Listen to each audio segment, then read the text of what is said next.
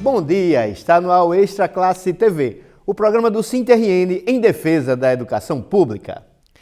O SINTRN esteve nas ruas de Natal ao lado de outras entidades sindicais e movimentos populares em um ato unificado contra a PEC 66 de 2023 e a reforma administrativa. Realizada na última segunda, a mobilização nacional demonstrou a insatisfação coletiva às propostas que enfraquecem direitos dos trabalhadores. O ato público teve início em frente à agência do INSS da Rua Podi, no centro da capital potiguar.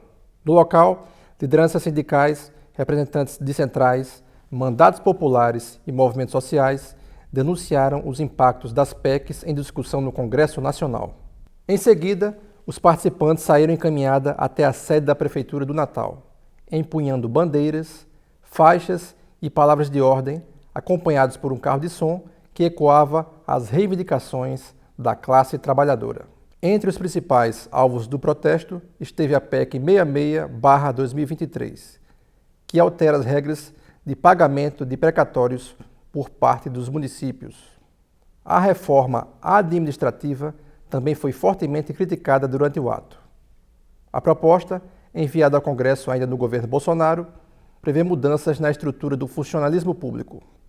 A manifestação também levantou outras pautas, como o fim da escala 6x1, a redução da jornada de trabalho e a tributação das grandes fortunas no Brasil. A privatização da escola pública de Natal e suas consequências. Esse é o tema da entrevista de hoje, com o coordenador-geral do SINTRN, professor Bruno Vital. Confira. Olá, Bruno, seja bem-vindo a esta Classe TV de hoje. Olá, de novo, olá a todas e todos que nos acompanham. Bruno, vamos falar desse processo de privatização da educação pública de Natal. Nova gestão, Gestão Paulinho Freire, que assumiu em janeiro. Mas na campanha ele disse que iria dar continuidade à gestão, ao trabalho desenvolvido pelo Álvaro Dias. E nós estamos vivendo esse processo de privatização da educação pública, começando pela merenda escolar. Fala um pouquinho disso, Bruno. Nós estamos num processo aqui no município que se inicia de privatização, algo que inclusive não foi um traço bastante presente na gestão de Álvaro Dias.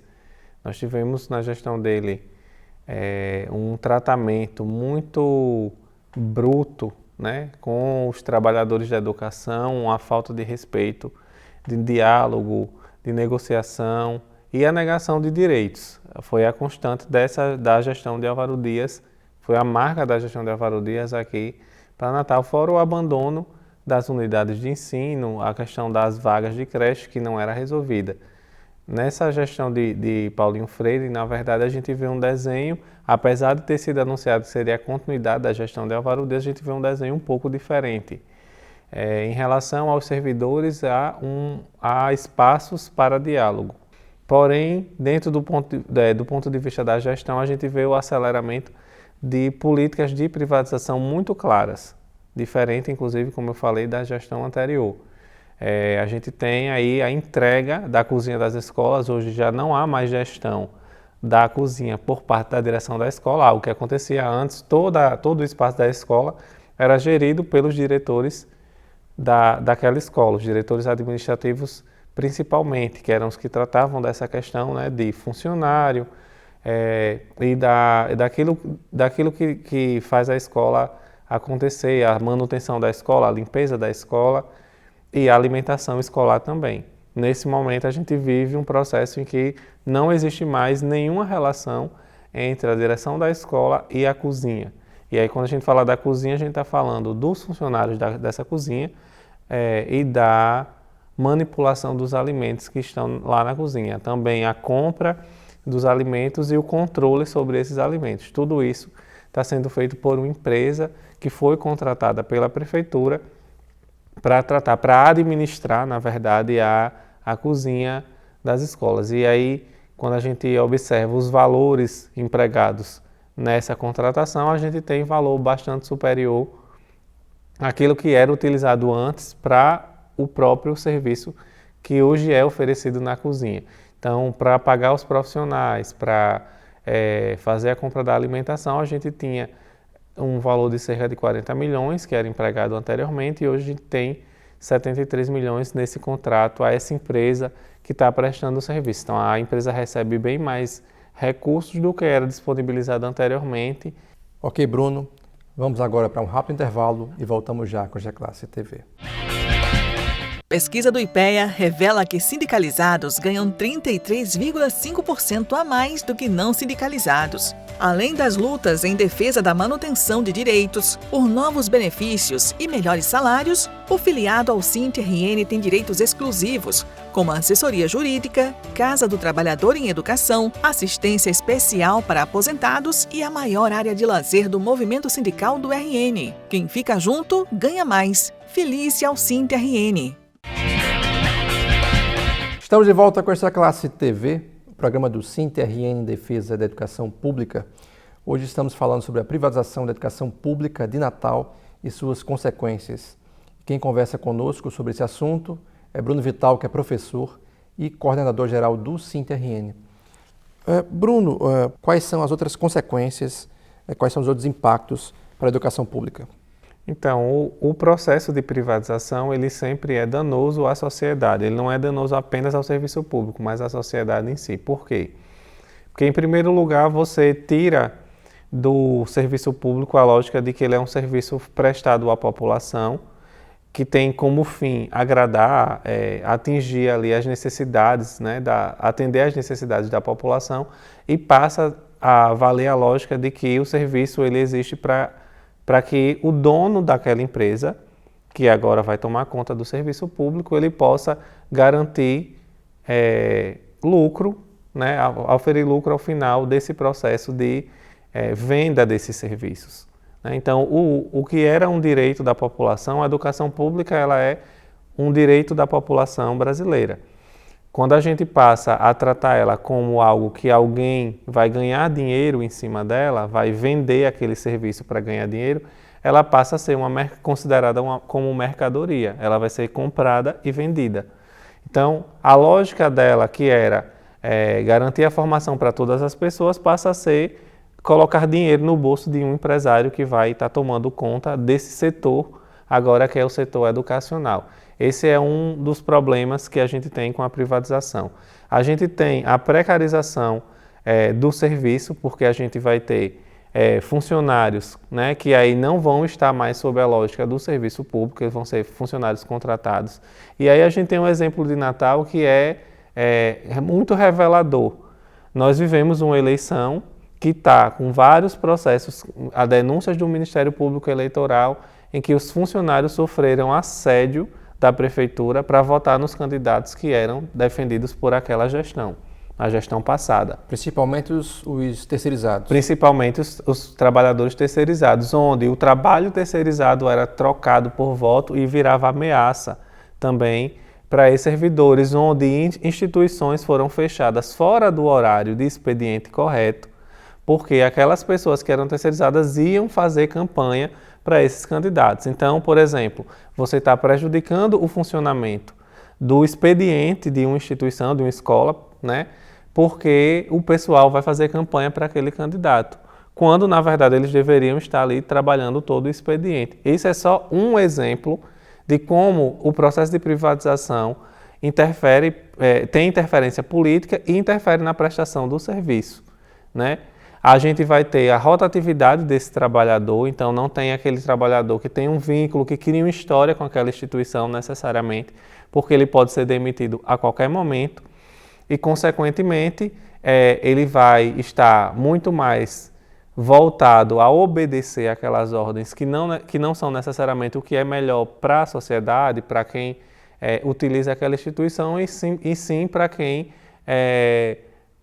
o nomeou politicamente ou para o dono da empresa, que é quem está garantindo aquele emprego para ele. Esse é mais um dano que a gente tem nesse processo de privatização. Então, a gente tem o fim dos concursos públicos, a falta dessa estabilidade da entrada dos servidores, né, a construção de processos de longo prazo, um servidor que não tem independência na prestação do seu serviço, porque ele depende de outras pessoas, e isso faz muita diferença. Nós temos processos, inclusive, nacionais, em que, graças ao servidor público ser estável, ele revelou esquemas de corrupção. né? Então, a privatização, ela favorece ao encobrimento de situações nesse sentido, porque a pessoa ela não está ali concursada para prestar o serviço dela, ela está ali sob as ordens de alguém que a indicou, né? Tudo isso acontece no processo de privatização e quem se prejudica é exatamente quem vai utilizar, quem precisa utilizar esses serviços públicos, né? E o interesse que deveria ser o interesse da sociedade, o interesse, inclusive a possibilidade de participação e de fiscalização vai ficando cada vez mais restrita, porque, inclusive, na escola pública nós temos o conselho escolar, que é um elemento de participação de todos, né? Mas no momento que a gestão passa a ser de um dono, é o dono quem vai dizer, não é mais a sociedade que vai poder dizer o que é que ela acha melhor naquela instituição. Nesse momento vai ser o dono que vai dizer quais são, né, os caminhos que aquela instituição tem que ter. Aliás, o fato de nós entregarmos um serviço público, né, um gestor público, seja prefeito, governador, presidente, entregar o serviço público para uma instituição privada gerir, é a decretação mais concreta da incompetência desse gestor. Porque no momento que a escola, que eu estou dizendo enquanto gestor público, que eu não tenho condições de manter a gestão das escolas e que eu preciso passar essa gestão para outra pessoa, eu estou decretando a minha incompetência. Então, de que adiantou eu pedir o voto da população para fazer uma gestão da educação pública, da saúde, se eu não estou me declarando incapaz de gerir a educação ou a saúde e estou passando para um empresário para que ele faça essa gestão.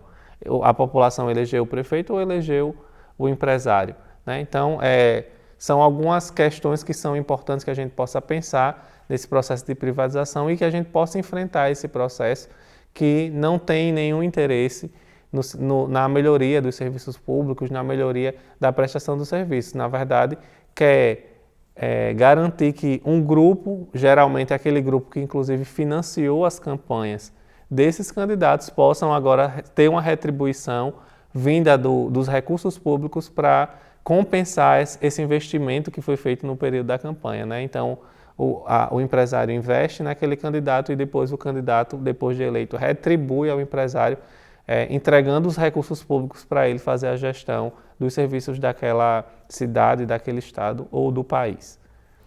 Ok, Bruno, muito obrigado pela sua participação nesta Classe TV de hoje. Obrigado, Denô, e até a próxima oportunidade. E é isso, fiquem agora com as notícias da semana. Após luta do SINTRN, a Secretaria Estadual de Educação publicou uma portaria que oficializa a instalação da comissão que vai tratar do rateio dos precatórios do Fundef. O grupo de trabalho é formado pelo SINTRN, Procuradoria-Geral do Estado, IPERN e das Secretarias de Educação e de Administração. A comissão vai definir os critérios e percentuais de divisão dos recursos que serão rateados entre os beneficiários dos precatórios do Fundef. De acordo com as expectativas, o pagamento poderá ocorrer em breve. Então, uma boa notícia aí para quem está contemplado, que são mais de 16 mil. Aliás, essa ação do rateio do Fundeb atinge mais de 30 mil pessoas. Trabalhadores em educação elegeram os delegados que vão participar da plenária da CUT-RN. A escolha ocorreu durante a Assembleia na última terça-feira. A plenária da CUT estadual acontece nos dias 27 e 28 de agosto, no formato virtual. Entre outras coisas, o evento vai escolher os delegados que vão representar o Rio Grande do Norte na plenária da CUT nacional. Dirigentes do SINTRN participaram do encontro dos coletivos da Confederação Nacional dos Trabalhadores em Educação, a CNTE. A atividade foi realizada em Recife na quinta e sexta-feira. O encontro permitiu a troca de experiência entre as entidades filiadas. No dia 26 de julho, um sábado, às 9 horas, em sua sede estadual, o SINTRN vai promover um café de boas-vindas aos novos docentes da rede municipal do Natal. A atividade vai contar com a presença da assessoria jurídica do sindicato. E o Extra Classe TV de hoje vai ficando por aqui. Muito obrigado por sua audiência e até o próximo domingo com mais um programa do SINTRN em defesa da educação pública. Até lá!